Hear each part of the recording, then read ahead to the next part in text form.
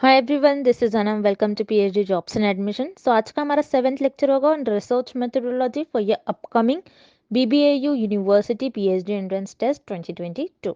सो आज की इस वीडियो में मैंने एक्सप्लेनेटरी एंड डिस्क्रिप्टिव रिसर्च पर कुछ इंपॉर्टेंट एमसीक्यूज आपके साथ डिस्कस करा है। So exam point of view से ये टॉपिक इंपॉर्टेंट है, जिसमें आपको एक्सप्लेनेटरी रिसर्च से एक क्वेश्चन पूछा जाता है और डिस्क्रिप्टिव रिसर्च से एक क्वेश्चन पूछा जाता है।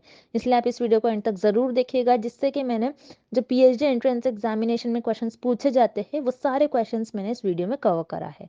So let's begin with the video. हमने आपकी प्रिपरेशंस के लिए रिसर्च मेथोडोलॉजी का कंप्लीट कोर्स लॉन्च करा है, जिसमें हम आपको full syllabus video lectures, notes, 10 full syllabus mock test, 1000+ practice MCQs PDF provide करेंगे in both language, Hindi as well as in English. So हमारे इस रिसर्च मेथोडोलॉजी के कोर्स को हमने हमारे एक्सपीरियंस की बेसिस पर और जो एक्चुअल पीएचडी एंट्रेंस एग्जामिनेशन में क्वेश्चंस पूछे जाते हैं वो सारे क्वेश्चंस, वो सारे इंपॉर्टेंट पॉइंट्स हमने हमारे इस रिसर्च मेथोडोलॉजी के कोर्स में और इस रिसर्च मेथोडोलॉजी के कंटेंट में कवर करा है। सो वीडियो लेक्चर्स में हमने जो इम्पोर्टेंट पॉइंट्स होते हैं, जो आपके सिलेबस में सारे पॉइंट्स हैं, उनको डिटेल में एक्सप्लेन करा है। उसी के साथ साथ नोट्स में जो इम्पोर्टेंट पॉइंट्स हैं उनको हाईलाइट कर कर बताया है। और मॉक टेस्ट से क्या होता है, आपकी प्रैक्टिस होती है और आपको पता चलता है कि आपकी कितनी प्रिपरेशंस हुई है और कितनी और आपको प्रिपरेशन चाहिए।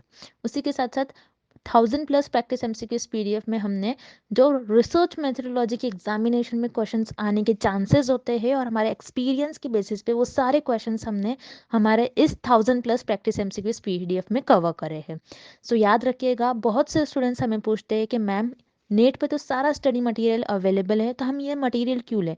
तो मैं आपको बता दूं, नेट पे बहुत सारा स्टडी मटेरियल अवेलेबल है, बहुत सारी इन्फॉर्मेशन है, हर जगह से जाओगे हर वेबसाइट पर अलग अलग इन्फॉर्मेशन है।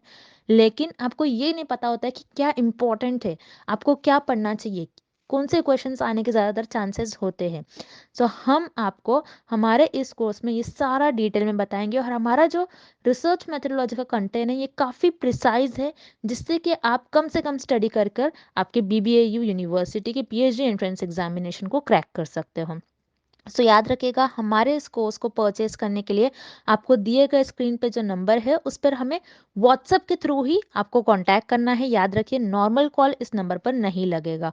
और आप हमारे ऐप को भी डाउनलोड कर सकते हो, जो कि है global online app.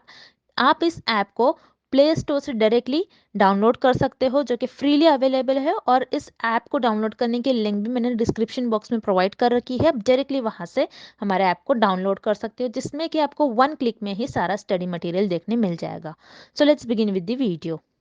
First question, which research is conducted in which information is collected without changing the environment। इस क्वेश्चन में हमें फाइंड आउट करना है कौन सी रिसर्च हम कंडक्ट करते हैं जिसमें हम इंफॉर्मेशन को कलेक्ट करते हैं without changing its framework, its nature और you can say its environment. ऐसे कौन सी रिसर्च होती है, हमें ये फाइंड आउट करना है। सो हम वन बाय वन पहले ऑप्शंस देखते हैं। Option A, applied research. Applied research में क्या करते हैं हम, जैसे आपको पता ही होगा, अप्लाइड रिसर्च में नेम में ये मिलेंगे कि कोई भी हमारे पास अगर थियोरी होती है उसको हम अप्लाई कर कर किसी प्रैक्टिकल प्रॉब्लम को सॉल्व करते हैं और यू कैन से कोई स्पेसिफिक प्रॉब्लम को सॉल्व करते हैं। अप्लाइड रिसर्च में आप ना ही कोई इंफॉर्मेशन कलेक्ट करते हो और ना ही उस इंफॉर्मेशन को एज इट इज डिस्क्राइब करते हो, उस इंफॉर्मेशन को विदाउट चेंजिंग इट्स इन्वायरमेंट आप उसको डिस्क्राइब करते हो। बल्कि अप्लाइड रिसर्च में आप कोई प्रैक्टिकल प्रॉब्लम और यू कैन से कोई स्पेसिफिक प्रॉब्लम को सॉल्व करते हो। दैट्स व्हाई अगर आपका ऑप्शन ए इनकरेक्ट हो जाएगा। Then option C, fundamental research. Fundamental research क्या होती है, फंडामेंटल रिसर्च में रिसर्चर का एम ही होता है कि कोई new theories, new concept, new ideas develop करें। क्योंकि रिसर्चर को अपनी क्यूरियोसिटी को फुलफिल करना होता है, उनको जानना होता है कोई फेनोमेना के बारे में, उनको अपनी नॉलेज को इंक्रीज करना होता है। इसलिए रिसर्चर फंडामेंटल रिसर्च परफॉर्म करते हैं। फंडामेंटल रिसर्च में रिसर्चर एज इट इज कोई फेनोमेना को और जो भी इंफॉर्मेशन कलेक्ट कर रहे हैं उसको एज इट इज बताते नहीं है। दैट्स वाई पर आपका ऑप्शन सी इनकरेक्ट हो जाएगा। Then option B, descriptive research. तो यहाँ पर आपका ऑप्शन बी करेक्ट हो जाएगा, बिकॉज डिस्क्रिप्टिव रिसर्च ऐसे रिसर्च होती है जिसमें आप इंफॉर्मेशन कलेक्ट करते हो और उस इंफॉर्मेशन को एज इट इज डिस्क्राइब करते हो। यहाँ पर आप कुछ मैनिपुलेट नहीं कर सकते, मतलब कोई चेंजेस नहीं करते हो अपने हिसाब से, अपने कन्वीनियंस के हिसाब से आप उस इंफॉर्मेशन में कुछ ऊपर नीचे नहीं कर सकते हो, कुछ एक्स्ट्रा ऐड नहीं कर सकते हो। आपको जो इंफॉर्मेशन मिली आपको एज इट इज डिस्क्राइब करना होता है डिस्क्रिप्टिव रिसर्च में। अब हम एग्जाम्पल के थ्रू समझते हैं तो आपको क्लियरली और समझ में आ जाएगा। जैसे मान लो मुझे इंडियन लोगों के फेशियल फीचर्स जानने हैं। फेशियल फीचर्स कैसे जानेंगे रिसर्चर? ये देखेंगे कि उनकी आईज कैसी होती है, उनके आईज का कलर कैसा होता है, उनके हेयर्स कैसे होते हैं, जनरली उनके हेयर के कलर्स कैसे होते हैं, और उनका फेस का टेक्सचर कैसा होगा, उनके फेस का शेप कैसा होगा। सो ये सारे फेशियल एक्सप्रेशन रिसर्चर इंडियन लोगों के देखेंगे, और जो डेटा मिलेगा उससे डेटा को एज इट इज डिस्क्राइब करेंगे, उसमें रिसर्चर कोई चेंजेस नहीं कर सकते। सो डिस्क्रिप्टिव रिसर्च आपकी क्या होती है, जिसमें आप डेटा कलेक्ट करते हो, इंफॉर्मेशन कलेक्ट करते हो, और उस इंफॉर्मेशन को आपको एज इट इज डिस्क्राइब करना होता है। आप वहां पर कोई चेंजेस और कुछ मैनिपुलेट नहीं कर सकते हो। So this is the definition of descriptive research. So यहाँ पर आपका ऑप्शन भी करेक्ट हो जाएगा। Next, descriptive research has the following characteristics except. इस क्वेश्चन में हमें फाइंड आउट करना है कि डिस्क्रिप्टिव रिसर्च के कैरेक्टरिस्टिक्स हमें किस ऑप्शन में गिवन नहीं है। सो हम वन बाय वन ऑप्शंस देखते हैं। Option A, it is structured. So यहाँ पर आपका ऑप्शन ए करेक्ट हो जाएगा। डिस्क्रिप्टिव रिसर्च जो होती है आपकी वो स्ट्रक्चर्ड होती है। स्ट्रक्चर्ड का क्या मतलब है कि आप पहले से ही डिसाइड कर लेते हो कि मैं ये करने वाला हूँ अपनी रिसर्च में। आप पहले से ही सारे स्टेप्स कंफर्म कर लेते हो कि डिसाइड कर लेते हो मैं ये करूंगा। सो उसको हम कहते हैं स्ट्रक्चर्ड। अब जैसे डिस्क्रिप्टिव रिसर्च का एम ही होता है कि कोई फेनोमेना है, कोई या फिर कोई टॉपिक है, उसको आपको एज इट इज डिस्क्राइब करना होता है। अब कैसे, मान लीजिए एक पर्टिकुलर टॉपिक पे 3 रिसर्च की गई है, तो आपने क्या किया, उन 3 रिसर्च को एनालाइज किया, और उन 3 रिसर्च को एनालाइज कर कर आपने उन रिसर्च को और वो रिसर्च का जो भी टॉपिक था उसको आपने एज इट इज डिस्क्राइब कर दिया। तो यहाँ पर आप स्ट्रक्चर फॉलो कर रहे हो। आप क्या कर रहे हो, बस उस 3 रिसर्च को आप पढ़ोगे, देखोगे, ऑब्जर्व करोगे, एनालाइज करोगे, और उसको एज इट इज फिर से डिस्क्राइब कर दोगे। जो इन्फॉर्मेशन थी उसको एज इट इज आपको बताना है। तो उसको हम कहते हैं, वो हो जाएगी आपकी डिस्क्रिप्टिव रिसर्च। सो डिस्क्रिप्टिव रिसर्च जो होती है आपकी वो स्ट्रक्चर्ड होती है, क्योंकि आपको पहले से ही आप प्लान कर लेते हो। देन यहाँ पर आपको ऑप्शन बी गिवन है, it is quantitative in nature. तो यहाँ पर आपका ऑप्शन बी भी करेक्ट हो जाएगा। सो ये कॉमन सी बात है कि अगर आपकी जो डिस्क्रिप्टिव रिसर्च है वो स्ट्रक्चर्ड है, सो वैसे ही जैसे मैंने कल के लेक्चर में आपको बताया था कि क्वांटिटेटिव रिसर्च जो होती है वो भी आपकी स्ट्रक्चर्ड होती है, इसलिए ये दोनों में लिंक है। तो आपको इस तरीके से एग्जाम में क्वेश्चन सॉल्व करना है। आपको किसी एक ऑप्शन के बारे में पता होता है तो आप उसको मैनिपुलेट करके उसको कुछ अपना दिमाग लगाकर आप दूसरे ऑप्शन को भी करेक्ट कर सकते हो। तो उसी तरीके से आपका जो डिस्क्रिप्टिव रिसर्च होता है वो क्वांटिटेटिव नेचर का होता है, क्योंकि क्वांटिटेटिव रिसर्च जो होती है आपकी वो भी स्ट्रक्चर्ड होती है। अब डिस्क्रिप्टिव रिसर्च आपकी क्वांटिटेटिव नेचर की कैसे होंगी? अब मान लीजिए कि आपको इंडिया की पॉपुलेशन देखना है। इंडिया की पॉपुलेशन क्या थी 2020 में? अब मान लो इंडिया की पॉपुलेशन 2020 में 100 करोड़ थी। तो आपने क्या किया, आपको जो यहाँ पर डेटा मिल रहा है it is in the form of numbers, और इंडिया की पॉपुलेशन 2020 में 100 करोड़ से थी, इसीलिए आपने एज इट इज लिखा। ऐसा नहीं कि इंडिया की पॉपुलेशन 2020 में 90 करोड़ थी और आपने 100 करोड़ लिख लिया। नहीं, इंडिया की पॉपुलेशन 2020 में 100 करोड़ थी और आपने 100 करोड़ लिखा। एज इट इज आपने डेटा बताया, एज इट इज आपने इन्फॉर्मेशन लिखा, और आपको जो इन्फॉर्मेशन मिल रही थी in the form of numbers. That's why जो आपकी डिस्क्रिप्टिव रिसर्च होती है वो क्वांटिटेटिव नेचर की होती है। बट इस क्वेश्चन में हमें क्या बताया गया है कि डिस्क्रिप्टिव रिसर्च के कैरेक्टरिस्टिक्स हमें किस ऑप्शन में गिवन नहीं है। सो यहाँ पर आपका ऑप्शन ए और बी दोनों भी इनकरेक्ट हो जाएगा। सो हियर आपका करेक्ट ऑप्शन हो जाएगा option C, discovers ideas and thoughts. ये आपकी डिस्क्रिप्टिव रिसर्च की कैरेक्टरिस्टिक्स नहीं होंगी, बल्कि डिस्क्रिप्टिव रिसर्च में आप कोई आइडियाज और थॉट्स को डिस्कवर नहीं करते हो, आप कोई न्यू चीज डिस्कवर नहीं करते हो। जो भी चीज आपके पास प्रेजेंट रहती है उसको एज इट इज आपको डिस्क्राइब करना होता है। तो ये जो आपका ऑप्शन सी में जो आपको इन्फॉर्मेशन दी गई है कि आप कोई आइडियाज और थॉट्स को डिस्कवर करते हो, ये तो आप फंडामेंटल रिसर्च में करते हो, ना कि डिस्क्रिप्टिव रिसर्च में। दैट्स व्हाई यहाँ पर आपका करेक्ट ऑप्शन हो जाएगा option C, discovers ideas and thoughts. Next, dash research is responsible for findings the why of the events of phenomena. इस क्वेश्चन में हमें फाइंड आउट करना है कि ऐसी कौन सी रिसर्च होती है जो व्हाई टाइप ऑफ क्वेश्चंस को आंसर करती है। सो वन बाय वन हम ऑप्शंस देखते हैं। पहले हम ऑप्शन सी देखेंगे। Historical research. हिस्टोरिकल रिसर्च क्या होती है? जिसमें रिसर्चर किसी पास्ट इवेंट्स के बारे में स्टडी करते हैं और ये देखते हैं उसका कुछ एप्लीकेशन है या नहीं प्रेजेंट में, और उसको प्रेजेंट में अप्लाई करने की कोशिश करते हैं। तो हिस्टोरिकल रिसर्च में जो पास्ट इवेंट्स रहता है उसी को बस स्टडी करते हैं, इसमें वाई टाइप ऑफ क्वेश्चन का आंसर नहीं करते हैं रिसर्चर। दैट्स वाई पर आपका ऑप्शन सी इनकरेक्ट हो जाएगा। Then option A descriptive research. Descriptive research कौन सी रिसर्च होती है? जिसमें रिसर्चर एज इट इज किसी फेनोमेना को डिस्क्राइब करते हैं। पहले से ही रिसर्चर के पास इंफॉर्मेशन प्रेजेंट रहती है, बस उस इंफॉर्मेशन को एनालाइज कर एज इट इज उसको डिस्क्राइब कर देते हैं। अब रिमेंबर हमको ये देखना है कि डिस्क्रिप्टिव रिसर्च में researcher why type of questions का आंसर करते हैं या नहीं। सो रिमेंबर डिस्क्रिप्टिव रिसर्च में रिसर्चर व्हाट, व्हेन, हाउ और वेयर ये सारे टाइप ऑफ क्वेश्चंस का आंसर करते हैं। जैसे समझ लो रिसर्चर को ऐसा ऐसा क्वेश्चन है व्हाट से ऐसा हो सकता है कि what causes the cancer, when should I speak, how can I get PhD in IGNOU university. So ये सारे डिस्क्रिप्टिव रिसर्च में रिसर्चर इन सारे टाइप ऑफ क्वेश्चंस को आंसर करते हैं, और डिस्क्रिप्टिव रिसर्च में researcher why type of question का आंसर नहीं करते, ये आपको याद रखना है। बल्कि एक्सप्लेनेटरी रिसर्च में researcher why type of questions को आंसर करते हैं। अब एक्सप्लेनेटरी रिसर्च क्या होती है? एक्सप्लेनेटरी रिसर्च पहले से ही एक्सप्लेनेटरी रिसर्च में इंफॉर्मेशन प्रेजेंट रहती है, रिसर्चर उस इंफॉर्मेशन को एज इट इज एक्सप्लेन करते हैं और वाई टाइप ऑफ क्वेश्चंस का आंसर करते हैं। अब जैसे रिसर्चर को यहाँ पर देखना है why human body needs oxygen to live, why plant needs water to grow. So researcher explanatory research में वाई टाइप ऑफ क्वेश्चंस का आंसर करते हैं। दैट्स व्हाई यहाँ पर आपका ऑप्शन भी करेक्ट हो जाएगा, और this is the definition of explanatory research.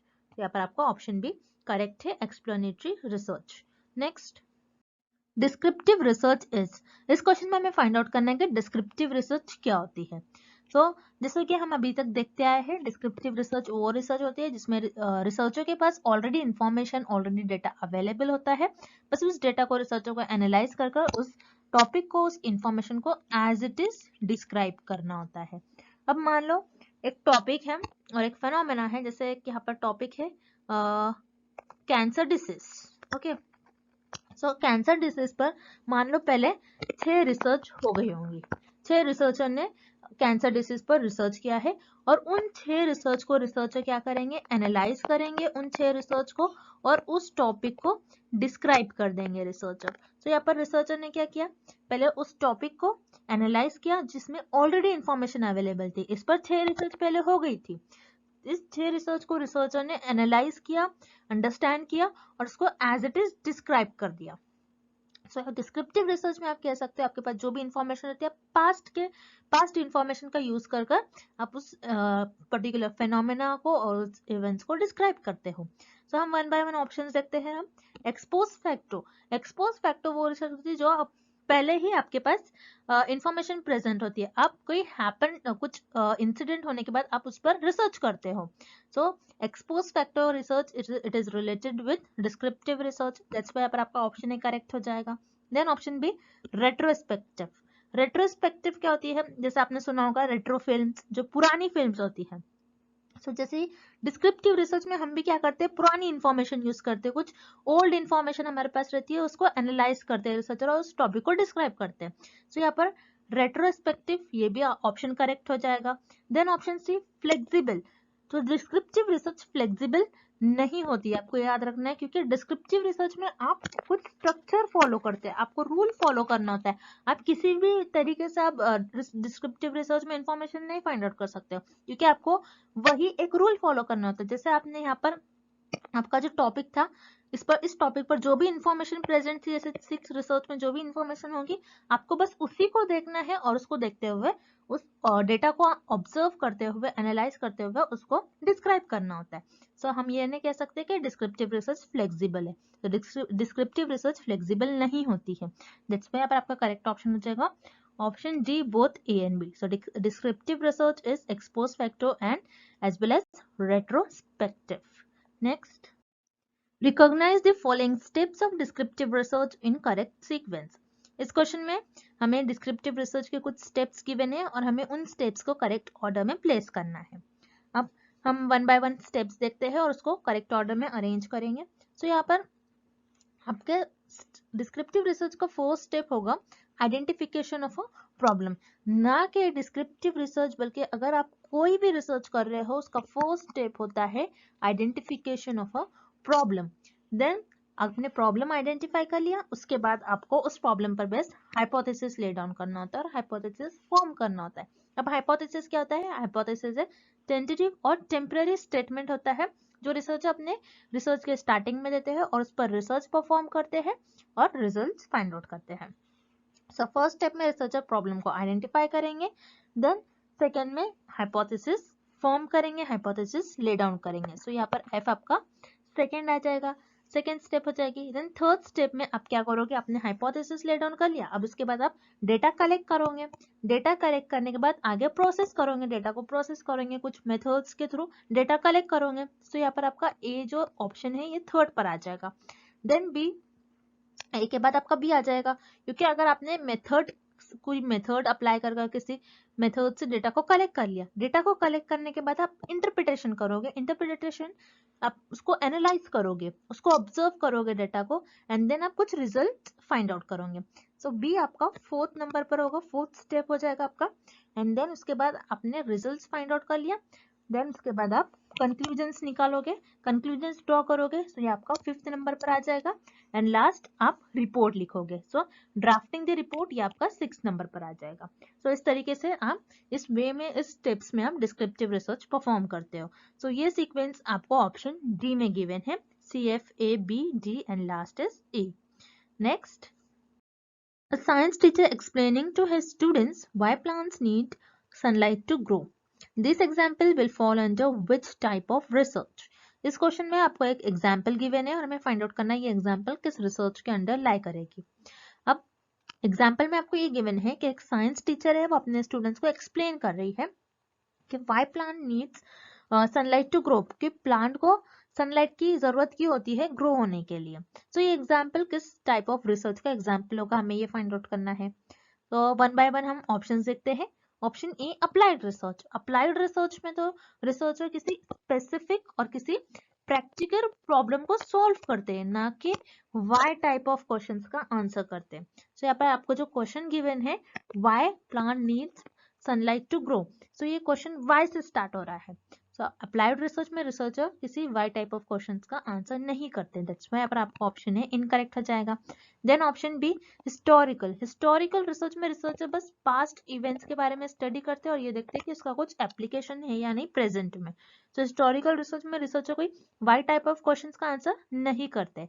So यहाँ पर आपको ऑप्शन बी भी इनकरेक्ट हो जाएगा। Then option C explanatory research.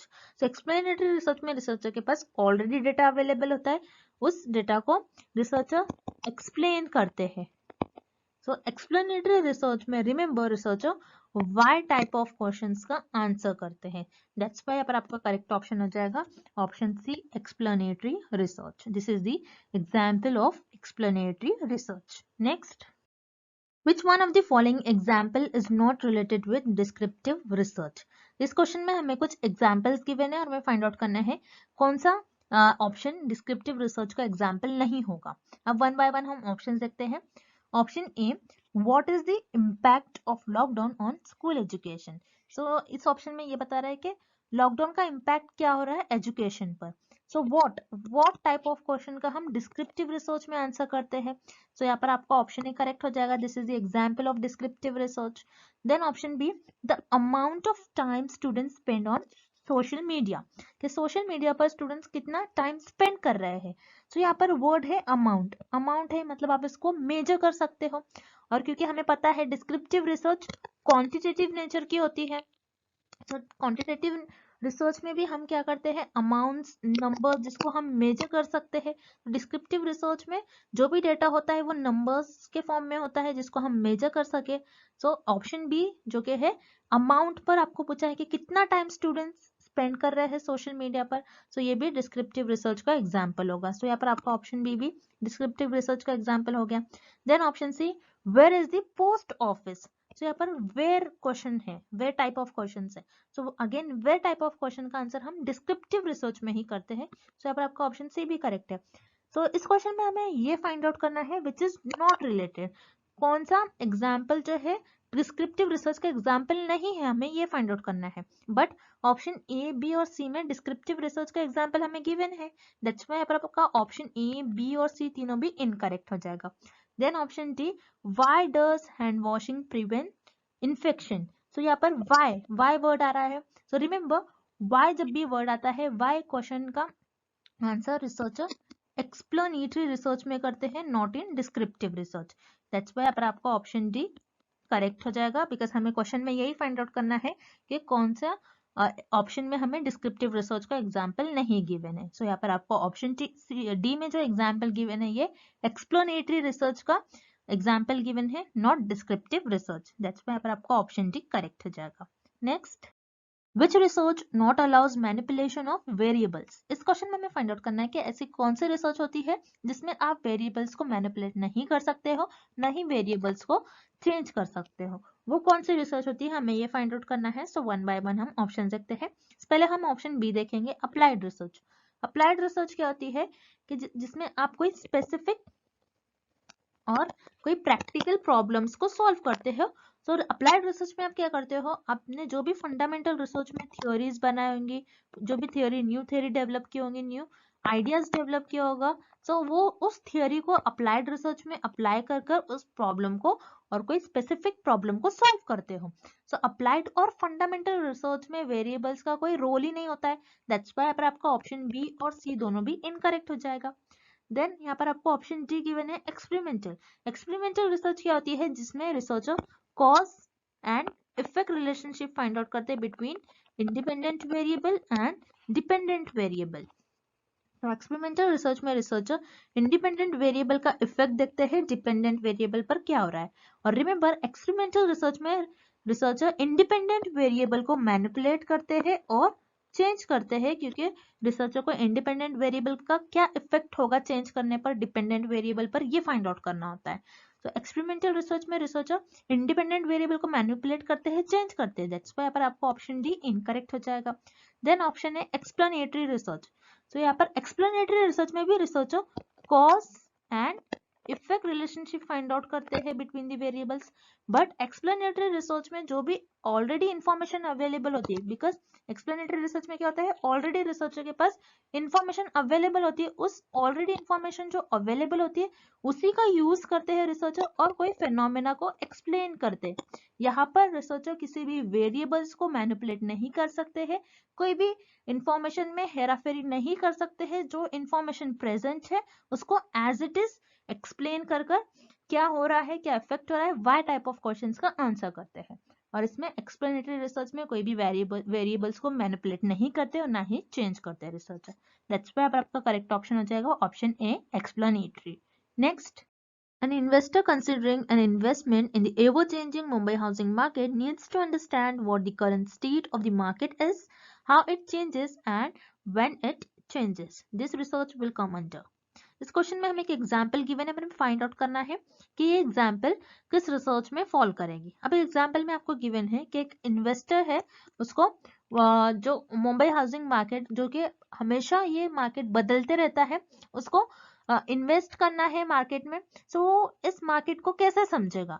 So यहाँ पर आपको कुछ क्वेश्चन गिवन है, उसको ये क्वेश्चन समझना है। अब क्वेश्चन क्या है कि what the current state of the market, उस मार्केट की करंट स्टेटस क्या है, देन हाउ इट चेंजेस, वो कैसे बदलते रहता है, एंड व्हेन इट चेंजेस, वो कब बदलते रहता है। सो इन सारे क्वेश्चंस को यहाँ पर इन्वेस्टर को अंडरस्टैंड करना है। सो वो कौन से रिसर्च का यूज करेगा। तो यहाँ पर आप देख रहे हो, आपको कुछ कुछ वर्ड आपको जो गिवन है वो आपके लिए की वर्ड्स है, जैसे what, how and when. So what, how and when, ये सारे टाइप ऑफ क्वेश्चंस का आंसर आप डिस्क्रिप्टिव रिसर्च में करते हैं। तो डिस्क्रिप्टिव रिसर्च वो रिसर्च होते हैं जिसमें व्हाट, हाउ, व्हेन, वेयर, ये सारे टाइप का क्वेश्चंस को आंसर करते हो। दैट्स व्हाई पर आपका करेक्ट ऑप्शन हो जाएगा ऑप्शन बी। और यहाँ पर जो इन्वेस्टर है, जो उसको इन्वेस्ट करना है मुंबई हाउसिंग मार्केट्स में, तो वो इन सारे प्रॉब्लम्स को, इन सारे क्वेश्चंस को अंडरस्टैंड करने के लिए वो डिस्क्रिप्टिव रिसर्च का यूज करेगा। Whereas explanatory रिसर्च तो वाई टाइप ऑफ क्वेश्चंस को आंसर करती है। दैट्स व्हाई पर आपका ऑप्शन डी करेक्ट हो जाएगा। Then option C fundamental research. Fundamental research में तो researcher new theories, new concept, new ideas को डेवलप करते हैं। यहाँ पर रिसर्चर कोई व्हाट, हाउ, व्हेन, वेयर, ये सारे टाइप ऑफ क्वेश्चंस को आंसर नहीं करते हैं। दैट्स व्हाई यहाँ पर आपका ऑप्शन सी भी इनकरेक्ट हो जाएगा। Then option A applied research. Applied research में रिसर्चर कोई स्पेसिफिक प्रॉब्लम को सॉल्व करते हैं। सो अप्लाइड रिसर्च में भी रिसर्चर किसी हाउ, व्हेन, व्हाट, वेयर, ये सारे टाइप ऑफ क्वेश्चंस को आंसर नहीं करते। सो यहाँ पर आपका ऑप्शन ए भी करेक्ट हो जाएगा। सो यहाँ पर जो इन्वेस्टर है उसको इन्वेस्ट करना है मुंबई हाउसिंग मार्केट में।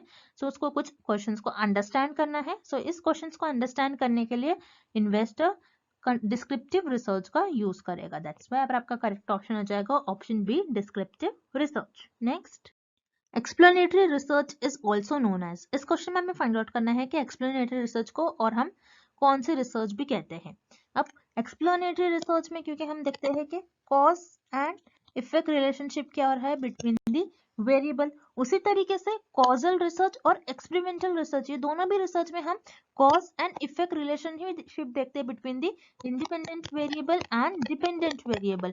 बट एक्सपेरिमेंटल रिसर्च में आप इंडिपेंडेंट वेरिएबल को मैनिपुलेट कर सकते हो, चेंज कर सकते हो। बट एक्सप्लेनेटरी रिसर्च में आप किसी भी वेरिएबल को, ना ही इंडिपेंडेंट वेरिएबल को आप मैनिपुलेट कर सकते हो, ना ही चेंज कर सकते हो। दैट्स व्हाई अब आपका ऑप्शन बी इनकरेक्ट हो जाएगा। देन उसी तरीके से कॉजल रिसर्च जिसमें आप cause and effect relationship find out करते हो, इंडिपेंडेंट वेरिएबल का डिपेंडेंट वेरिएबल पर क्या कॉज एंड इफेक्ट हो रहा है। सो कॉजल रिसर्च में आप इंडिपेंडेंट वेरिएबल को ना ही मैनिपुलेट करते हो और ना ही चेंज कर सकते हो। और उसी तरीके से एक्सप्लेनेटरी रिसर्च में भी आप कॉज एंड इफेक्ट देखते हो without changing the independent variable. That's why explanatory research is also known as causal research. तो आपको ये याद रखना है, explanatory research को causal research भी कहते हैं। So यार आपका करेक्ट ऑप्शन हो जाएगा option A causal research. So I hope the concept of explanatory and descriptive research is clear to everyone, and thank you for watching this video. See you tomorrow.